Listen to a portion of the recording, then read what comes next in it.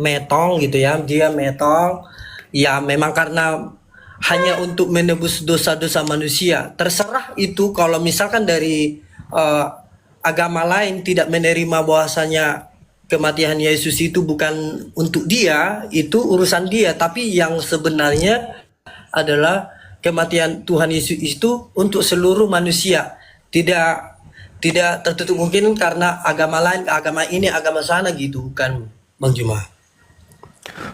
Dengan pernyataan saudara saya ini jelas sekali bahwa kedudukan mereka yang menyalib Yesus itu adalah pahlawan, karena ternyata kematian Yesus di atas salib itu adalah untuk menyelamatkan manusia dari dosa.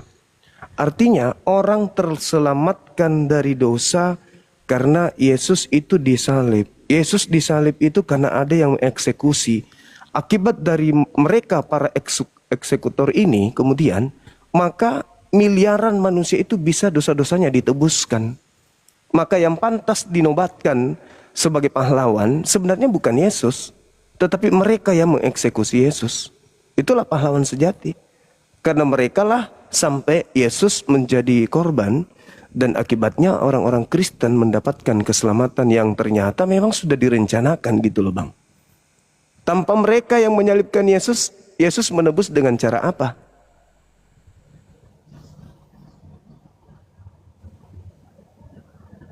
Tapi gini Bang Juma, meskipun mereka pelaku pengeksekusi ya tentang penyaliban Tuhan Yesus itu, bukan berarti mereka itu tidak diampuni Bang Juma. Tetap mereka diampuni karena pada saat itu kan saat Tuhan Yesus apa namanya, ada yang kupingnya yang dipenggal itu, Tuhan Yesus aja di situ memaafkan, malah malah ini lagi, malah menyembuhkan kupingnya yang terpotong tadi kan, supaya kembali dia kupingnya itu sempurna gitu.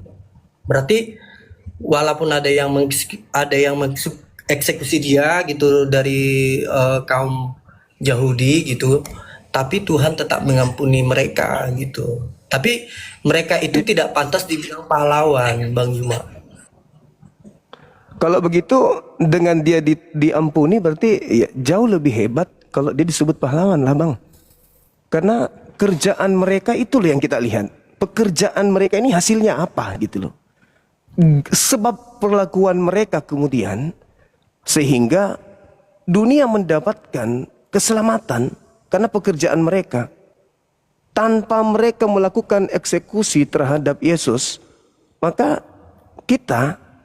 teman-teman yang Kristen ini ya belum bisa menetapkan dirinya selamat atau tidak. Justru karena mereka lah kemudian sampai keselamatan itu ada, apatah lagi kalau dikatakan bahwasanya sudah diampuni. Upah pekerjaan mereka itu apa? Apa tujuan mereka melakukan itu? Ternyata tujuannya untuk menyelamatkan miliaran manusia. Berarti kalau kita lihat, kita tinjau dengan kasat mata perlakuan mereka ini memang tidak pantas disebut pahlawan karena membunuh orang benar. Tapi karena menyelamatkan miliaran manusia, maka manusia-manusia yang diselamatkan ini sejatinya mendudukkan dia sebagai pahlawan dong. Tanpa jasa mereka bagaimana Kristen bisa selamat? Kira-kira.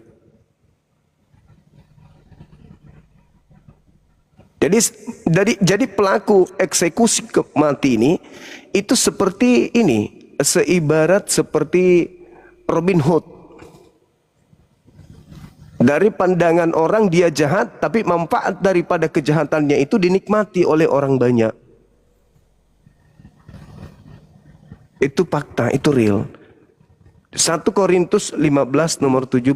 Tanpa penyaliban, sia-sialah imanmu dan kamu masih tetap hidup di dalam dosa. Bayangkan itu. Kalau tidak ada mereka yang menyalib Yesus, orang Kristen imannya sia-sia dan tetap berada dalam dosa. Apa akibatnya tanpa mereka? Ya Kristen di neraka pasti. Pasti di neraka. Karena masih hidup di dalam dosa.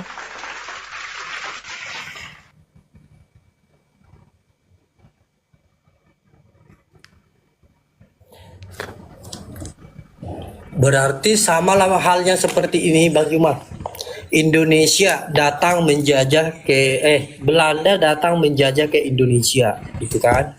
Dan para pahlawan yang ada di Indonesia, bahkan masyarakat Indonesia banyak yang mati gugur gitu ya, karena untuk membela negara Indonesia gitu. Sehingga Indonesia itu bisa merdeka. Terus pantaskah Bang Juma mengatakan pahlawan itu orang Belanda karena Indonesia sudah merdeka? Bahkan kita sudah bisa menikmati Indonesia, bisa kita di sini bekerja atau apa segala macam gitu. Jadi gini Bung, kalau misalnya mengambil analogi seperti itu, pahlawan yang menjadi pahlawan kami itu adalah mereka yang berhasil mengusir penjajah. Itu pahlawan. Itu pahlawan. Dan kalau tidak ada kemudian penjajahan, Nusantara sudah merdeka sejak beberapa tahun sebelum Indonesia itu dijajah. Karena kerajaan-kerajaan yang ada di Nusantara pada saat itu tinggal bersatu kemudian membentuk satu negara atau kedaulatan. Nah, tapi ini kita dijajah. Dijajah kemudian oleh penjajah. Jadi tidak ada jalan penjajah disebut sebagai pahlawan. Kenapa? Karena mereka tidak memberikan apa-apa kepada kita. Yang ada hanya kesengsaraan. Berbeda dengan saudara Kristen. Berkat daripada penyaliban ini ternyata memang sudah dirancang, sudah dinubuatkan. Artinya ada firman yang tergores untuk menjadi koridor terjadinya penyaliban. Nah, oknum-oknum yang terlibat di sana tentu adalah orang-orang yang sudah ditentukan, termasuk iblis yang terlibat merasuki Yudas itu adalah oknum yang sudah ditentukan. Makanya yang membuat saya heran, kenapa Yesus di dalam Yohanes 8:37 orang-orang yang ingin membunuhnya itu dianggapnya sebagai orang yang tidak melakukan firman Tuhan. Tapi katanya nubuat. Bahkan kalau kita lihat ketika Yesus ingin ditangkap, apa kata Yesus kepada orang-orang yang ingin menangkapnya? Yesus mengatakan mereka itu adalah kuasa kegelapan. Di Markus 22 nomor 52-53. Sangkamu aku ini penyamun, sampai kau datang ingin menangkap aku, lengkap dengan pedang dan pentungan. Padahal setiap saat engkau bersama dengan aku mengajar di dalam bait suci. Tetapi inilah saatmu dan saat kuasa kegelapan. Jadi penyaliban itu, penangkapan itu, termasuk pembunuhannya, itu adalah kuasa kegelapan. Dengan kata lain, ya saudara harus berterima kasih kepada kuasa kegelapan. Karena orang-orang Yahudi ketika mau menebus dosa, mereka hanya mereka hanya mengorbankan binatang, domba, kambing, sapi, lembu. Dan mereka tidak pernah diajarkan dosa waris, bahwa harus ada yang mati untuk nebus dosa manusia. Itu enggak ada. Siapa yang berdosa itu yang berkorban. Bukan korban untuk seluruh umat manusia. Tapi perlakuan yang dilakukan oleh orang-orang yang menyalib Yesus ini sangat luar biasa, karena itu berlaku untuk dunia. Ya, pahlawan dong, bukan sembarangan mereka itu.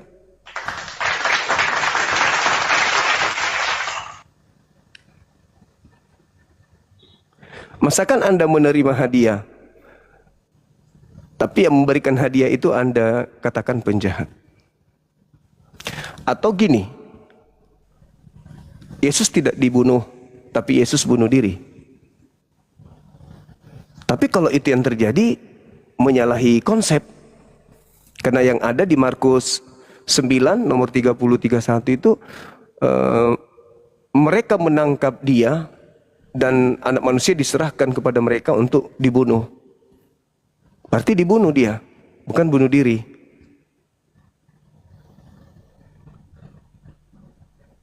Itulah makanya orang Yahudi terheran-heran dengan konsep saudara kami Kristen.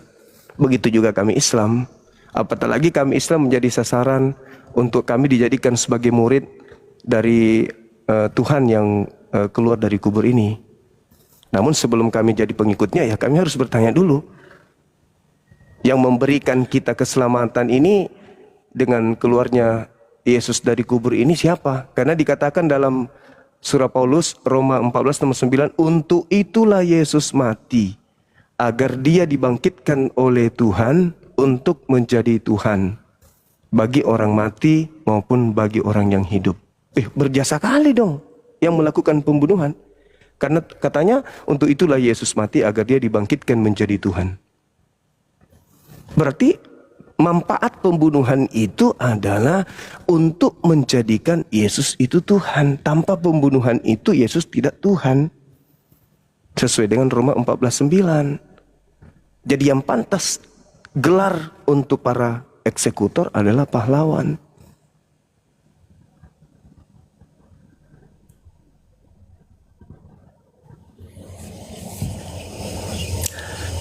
Tadi Bang Juma bilang pembahasannya sebenarnya tentang pergilah kamu, jadikanlah bangsa menjadi muridku.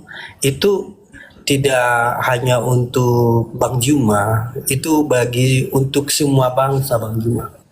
Baik itu dari apa ya? Agama ini, agama itu, semuanya agama gitu. Pokoknya semua manusia yang ada di dunia ini kita harus bersaksi. Iya, Bersaksi itulah tentang bagaimana Tuhan menebus manusia dari dosa, bagaimana Tuhan itu mati di kayu salib hanya untuk menebus dosa manusia. Begitu Bang Juma. Iya, kalau begitu adanya berarti kembali faktor X yang melatar belakangi pembunuhan ini. Yang melatar belakangi. Karena ada satu hal yang menarik. Yesus yang datang di tengah-tengah Bani Israel mengatakan di dalam Matius 15:24, aku diutus hanya kepada domba yang sesat dari umat Israel. Matius 10 nomor 5 nomor 6. Yesus berpesan kepada ke-12 muridnya agar jangan ke bangsa lain, tetapi pergilah kepada domba yang sesat dari umat Israel. Tok tiba-tiba yang keluar dari kubur mau supaya seluruh manusia jadi pengikutnya. Sedangkan Yesus mengaku jangan ke bangsa lain. Tapi yang keluar dari kubur pergi ke semua bangsa. Jadi ada kontradiksi keadaan. Lalu kenapa Bang Juma fokus kepada orang yang menyalibkan Yesus? Kenapa Bang Juma nggak fokus kepada yang disalib? Oke, jadi gini, kalau kita berbicara hukum salib, itu adalah hukuman bagi penjahat. Baik menurut Romawi maksudku, maupun menurut Yahudi. Tidak ada penyaliban bagi orang yang benar. Yang disalib itu penjahat nasionalis. Penjahat Ya, yang kemudian... tapi dia rela kan Bang Juma. Maksudnya tidak ada yang sebenarnya, kalau yang disalib itu sebenarnya orang-orang yang bersalah. Orang-orang yang melakukan misalkan salah besar gitu ya, makanya dia disalib. Tapi ini orang yang tidak bersalah, dia rela disalib, itu sangat luar biasa menurut saya Bang Juma. Jadi gini, kalau dikatakan rela, itu tidak saya temukan data-data itu. Kenapa saya mengatakan saya tidak menemukan data itu? Yang pertama, ketika dia sudah tahu, sudah mencium gelagak daripada orang-orang Yahudi yang ingin membunuh dia. Yang pertama yang dia lakukan adalah, dia mengatakan, sangkamu aku ini penyamun, sampai kau ingin menangkap aku dengan pedang dan pentungan. Itu satu. Lalu kemudian dia mengatakan, tetapi inilah saatmu dan kuasa kegelapan. Yang kedua, ketika orang-orang ingin membunuhnya, yang dia katakan itu apa?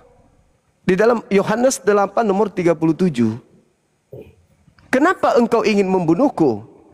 Sedangkan aku ini adalah orang yang menyatakan firman Tuhan. Pekerjaan yang aku lakukan tidak dilakukan oleh Abraham. Aku adalah orang yang menyampaikan firman. Apakah karena itu kalian ingin membunuhku? Iblislah yang menjadi bapakmu dan kamu mau melakukan keinginan-keinginan bapakmu. Di mana ikhlasnya? Yohanes 11 nomor 54. 53-nya begini. Mulai hari itu orang-orang Yahudi kemudian sepakat untuk membunuh Yesus. 54-nya, dan Yesus mulai sejak itu tidak lagi menampakkan diri di tengah-tengah mereka. Itu di mana ikhlasnya Yesus ini? Tidak ada ikhlasnya Yesus pada saat kemudian ada tragedi. Bahkan dia mengatakan, jangan kau membunuh. Kenapa kau ingin membunuhku? Apakah kamu sangka aku ini adalah penjahat? Nah, terus kalau dia ikhlas, kenapa harus ada iblis di situ? Di dalam Yohanes 6 nomor 70, bukankah aku yang memilih engkau yang 12 ini, dan satu di antaramu adalah iblis?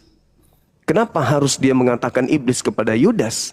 Bukankah kalau dia ikhlas, bukankah kalau itu sudah dirancang, harusnya dia mengatakan Yudas itu adalah pahlawan? Karena akibat dari Yudas berkhianat, membocorkan tempat persembunyiannya, maka eksekusi mati itu terjadi.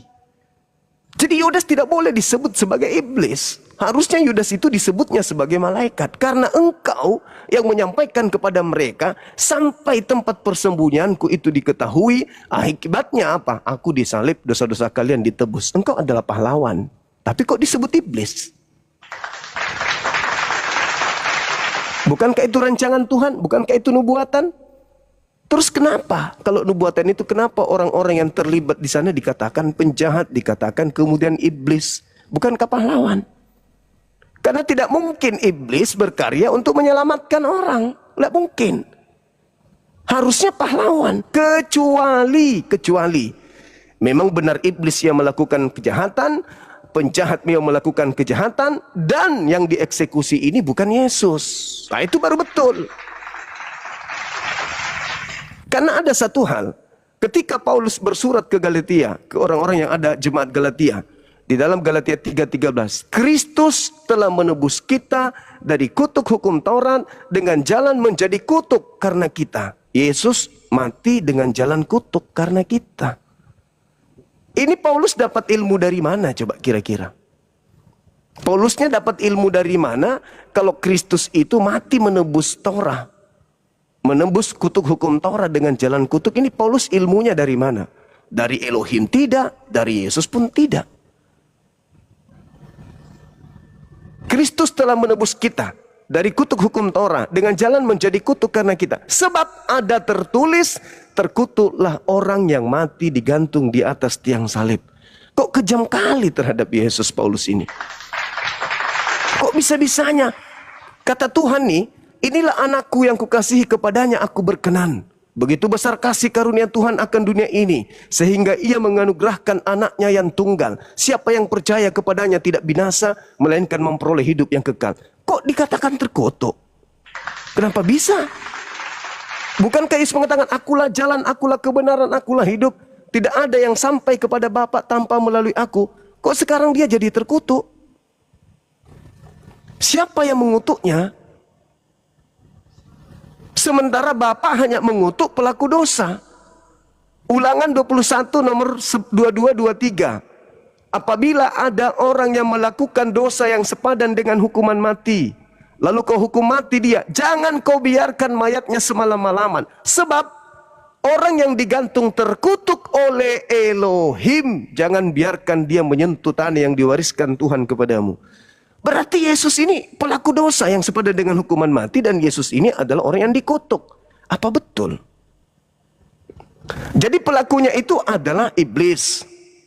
Korbannya ya harusnya penjahat, bukan orang benar.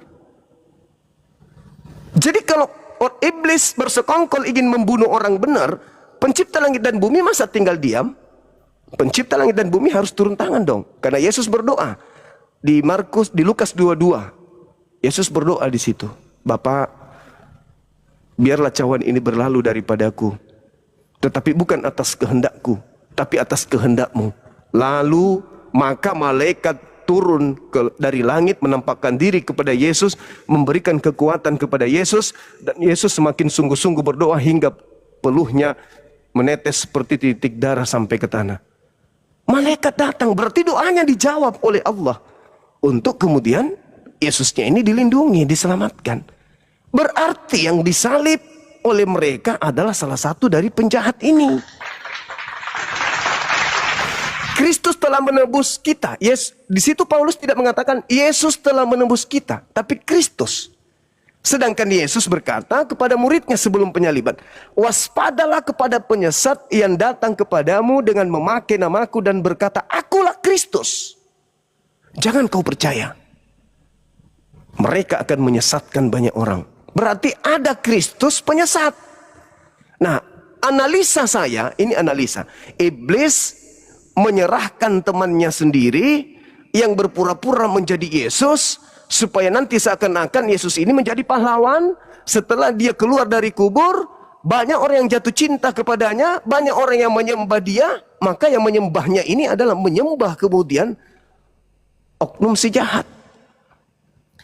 Tapi permasalahannya Bang Juma nggak ada ayatnya, nggak ada dalilnya itu. Nah, saya kasih dalil. Boleh? Yesus sejenak daripada penyaliban di dalam Yohanes 12 nomor 30. Yesusnya sendiri yang menerangkan kepada murid-muridnya. Kata Yesus, waspadalah kepada penyesat. Dia mengatakan begini, bahwa sekarang juga dunia akan dihakimi. Sekarang juga penyesat itu, kata Yesus, sekarang juga penguasa iblis itu datang dan dilemparkan keluar. Coba dibuka di Yohanes 12 nomor 31. Kata Yesus begini, sekarang berlangsung penghakiman atas dunia ini.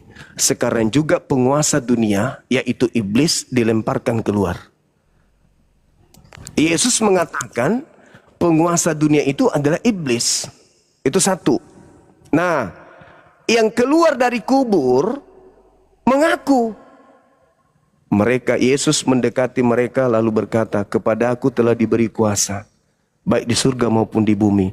Pergilah jadikanlah seluruh bangsa menjadi muridku. Menurut Yesus, penguasa dunia yaitu iblis dilemparkan keluar.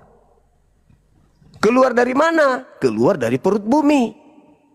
Nah, yang keluar dari perut bumi ini mengaku, kepada aku telah diberi kuasa.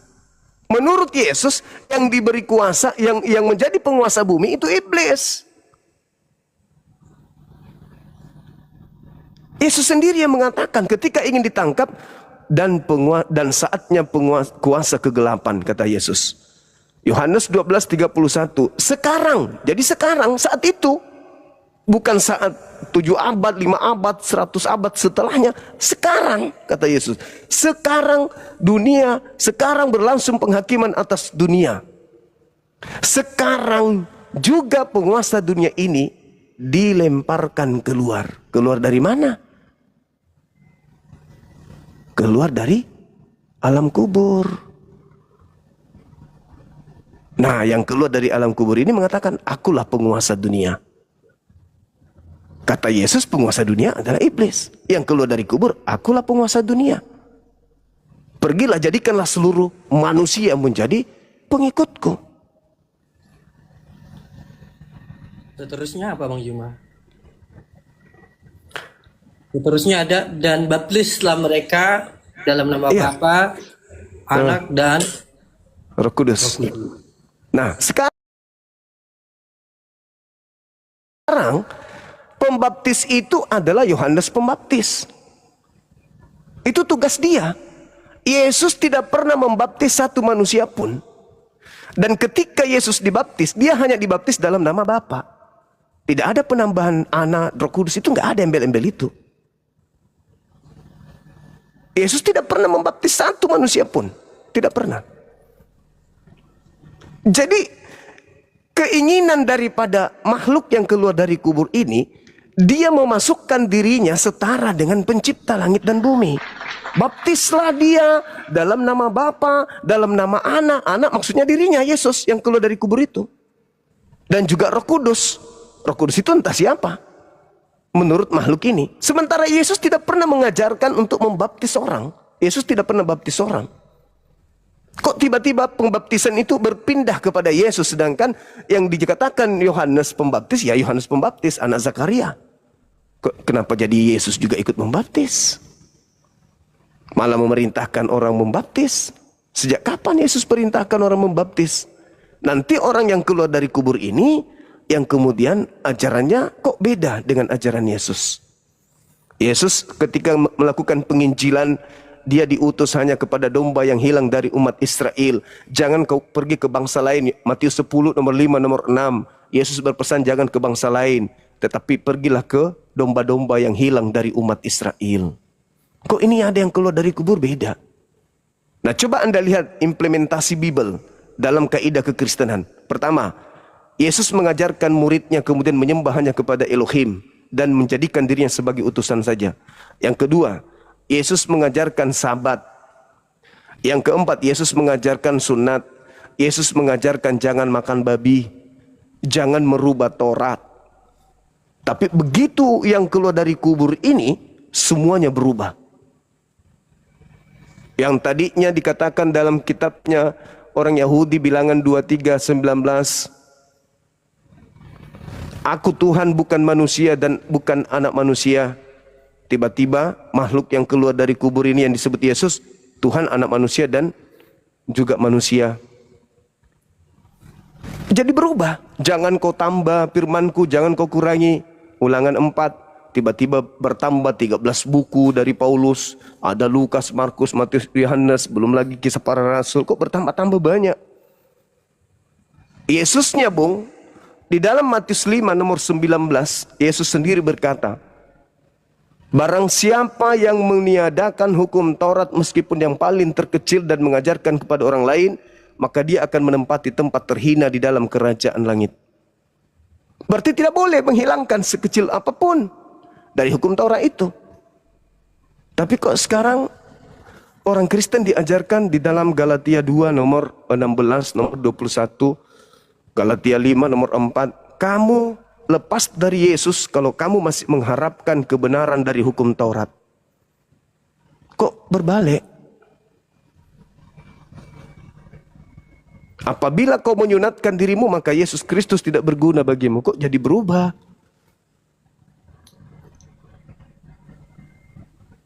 Akhirnya apa yang terjadi? Saudara saya Kristen itu serba salah.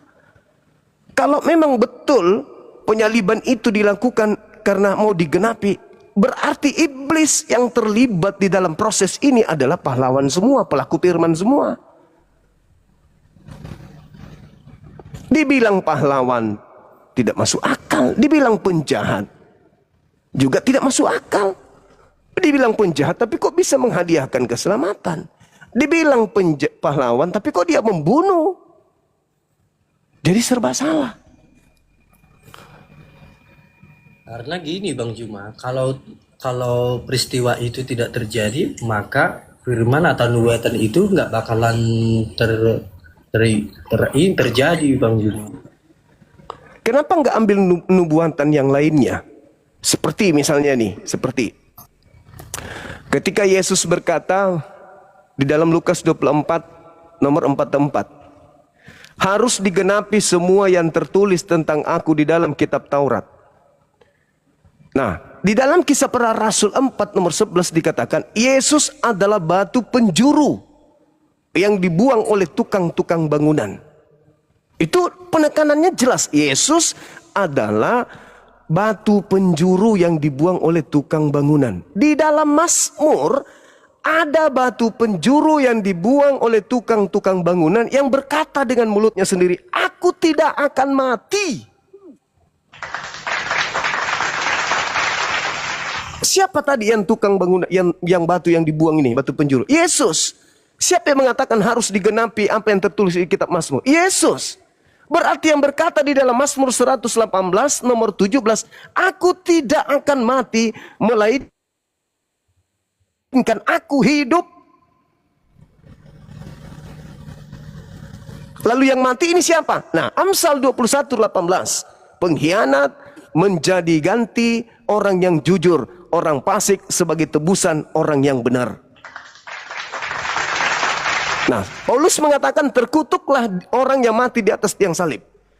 Di dalam Ulangan 27 nomor 25 dikatakan, terkutuklah orang yang menerima suap untuk menyerahkan orang benar agar dibunuh. Terkutuklah orang yang menerima suap untuk menyerahkan orang benar agar dibunuh. Pertanyaannya, siapa yang menerima suap? antara Yudas atau Yesus. Dialah yang terkutuk. Karena Tuhan membentengi Yesus. Keluaran 23 nomor 7. Jangan kau membunuh orang yang benar. Jangan kau membunuh orang yang tidak bersalah. Sebab aku Tuhan tidak akan membenarkan orang yang salah. Yesus orang benar. Yesus orang yang tidak bersalah. Apa perintahnya? Jangan kau bunuh. Amsal 6 nomor 16. 6 perkara yang dibenci oleh Tuhan, bahkan 7 kekejian di dalam hatinya, yaitu menumpahkan darah orang yang tidak bersalah. Berarti membunuh Yesus adalah kekejian bagi Tuhan, hal yang dibenci oleh Tuhan. Berarti membunuh Yesus bukan menebus dosa, tapi melahirkan dosa. Makanya Yesus mengatakan, iblislah yang menjadi bapakmu dan kamu mau melakukan keinginan-keinginan bapakmu, yaitu mau membunuh aku. Itu ucapan Yesus. Lalu di mana entry pointnya tentang penyaliban ini? Orang-orang Kristen menerima kemudian hadiah, tapi hadiahnya itu datang belakangan. Maksudnya teori-teori itu dibangun strukturnya itu belakangan. Sementara penyaliban itu ada yang melatar belakangi kronologis. Apa sih yang melatar belakangi orang Yahudi ingin membunuh Yesus? Apakah betul dosa waris? Karena yang tahu tentang itu adalah Bani Israel. Kalau orang Kristen ditanya, saudaraku, kenapa Yesus harus mati? Oh, dia harus menggenapi kitab perjanjian lama. Loh, kalau memang ada nubuatan itu, kenapa mahkamah agama, imam kepala, orang-orang Farisi, ahli Taurat, membuat kesaksian palsu untuk membunuh Yesus? Tidak ada yang bisa menemukan kesalahan Yesus. Tak ada. Harusnya pada saat mereka tidak menemukan kesalahan Yesus, imam kepala Kayafas mengumpulkan imam-imam kepala dan juga orang Farisi ahli Taurat. Kumpul, Yesus, sini Yesus. Kamu sudah dinubuatkan kan? Ya, nah sekarang saatnya. Yesus akan mengatakan, siapa eksekutornya, siapa yang ambil kayu salib, siapa yang akan mencambuk saya, siapa yang memaku, ayo tentukan hari apa nih kita lakukan ini semuanya. Itu pasti terjadi. Tapi faktanya, kronologis kejadian penyaliban terhadap Yesus itu jelas tertulis di dalam Yohanes 11, nomor 45 sampai nomor 57. Apa yang terjadi di sana? Apa kronologis yang melatar belakangi penangkapan dan ingin membunuh Yesus? Ternyata karena kecemburuan sosial politik. Bukan karena dosa waris. Bukan karena ada nubuat. Bahkan hari itu juga mereka ngarang-ngarang nubuat. Coba Anda baca deh. Yohanes 11 nomor 45 sampai nomor 57. Di situ lengkap apa yang melatar belakangi Yesus itu ingin mereka bunuh. Dan ternyata mereka membunuhnya karena mereka takut orang Roma merampas tempat suci mereka dan bangsa mereka. Di situ dikatakan ketika mereka melayat Maria, banyak orang-orang melihat apa yang dilakukan oleh Yesus, yaitu membangkitkan Lazarus.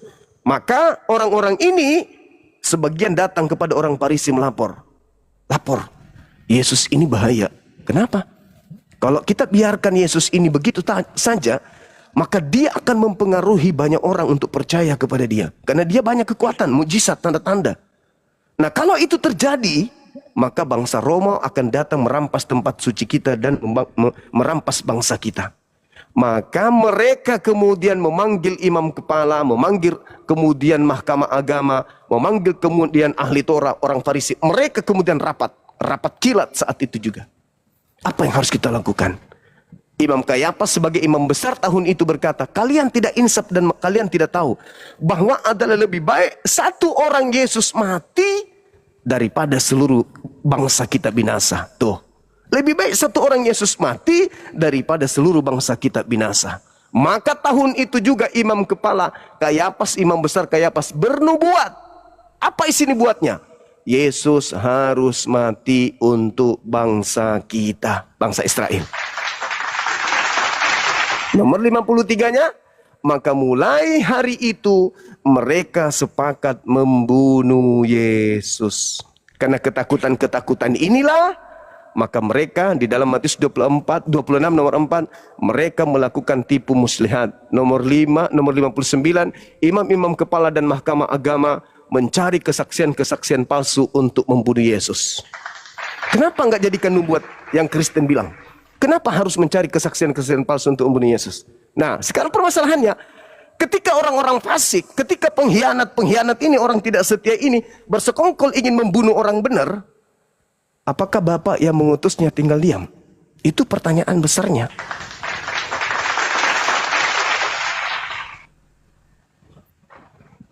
Sementara Yesus menyatakan dalam nubuat, aku tidak akan mati. Kalau saudara membaca Mazmur 118 itu tamat di situ.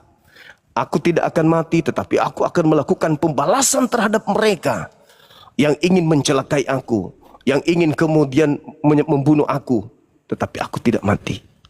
Makanya ada tadi, aku Yesus adalah batu penjuru yang dibuang oleh tukang-tukang bangunan.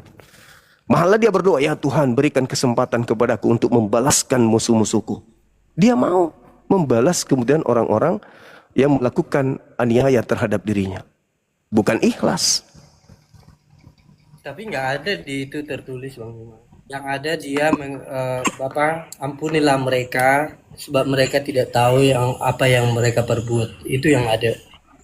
Oke, baik. Boleh nggak Anda bantu saya membaca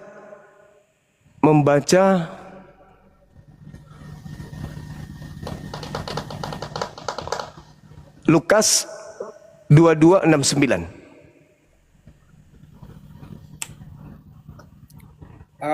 Kebetulan saya tidak bawa Alkitab Bang Bima. Saya lagi di Oke. lagi di seminar. Oke, baik. Jadi kalau Anda mengatakan Bapak sama ketika dia teriak, Eli Eli lama sabachthani. Yesus seumur hidup tidak pernah memanggil Tuhannya dengan panggilan Eli. Itu dulu. Jadi ini sudah oknum lain. Kalau dia mengatakan Bapak ampunilah mereka sebab mereka tidak tahu apa yang mereka kerjakan. Apa yang mereka kerjakan? Sebenarnya yang mereka salib itu bukan Yesus, tapi aku. Aku ini penggantinya. Tapi mereka nggak tahu. Sebab meskipun aku berbicara, mereka tidak akan percaya. Di mana orang yang disalib ini mengatakan itu? Itu tadi di Lukas 22 nomor 68-69. Ketika orang itu dibawa nih sama tentara di sidang. Dia sementara di sidang nih. Katakan kepada kami kalau engkau adalah Yesus anak Elohim, engkau adalah Mesias, anak Allah katanya. Apa kata oknum yang disalib? Apalagi gunanya aku menjawab? Apa gunanya aku menjawab? Meskipun aku menjawab, kau tidak akan percaya. Meskipun aku bertanya, kau tidak akan menjawab. Apakah engkau anak Mesias? Apakah engkau adalah anak Allah Mesias? Apa kata oknum tersebut? Engkau yang mengatakan itu. Nomor 69. Sekarang juga Yesus sudah duduk di sebelah kanan Tuhan Elohim. Sekarang juga katanya. Katanya orang yang di sidang yang katanya Yesus itu berkata, sekarang juga Yesus itu sudah duduk di sebelah kanan Tuhan yang Maha Kuasa. Sekarang. Berarti Yesus yang asli sudah di atas katanya. Berarti yang di sidang ini siapa? Kan Yesus cuma satu. Bab gini ya Bang Bima. Yesus itu tidak pernah mengatakan bahwasannya ibaratnya identitasnya gitu kan. Selalu dia berkata Allah Bapa gitu dia Bang. Tidak pernah dia ibaratnya akulah orangnya, saya lah orangnya. Dia nggak pernah begitu. Selalu dia mengatakan akulah dia kok. Tapi saat itu dia tidak mengatakan kata itu. Dia mengatakan sekarang juga dalam bahasa Yunaninya non. Detik ini juga Yesus anak manusia itu sudah duduk di sebelah kanan Tuhan yang Maha Kuasa. Ini yang berbicara ini siapa? Yesus. Terus yang duduk di atas di sebelah kanan Elohim siapa? Yesus juga. Emang Yesus ada berapa?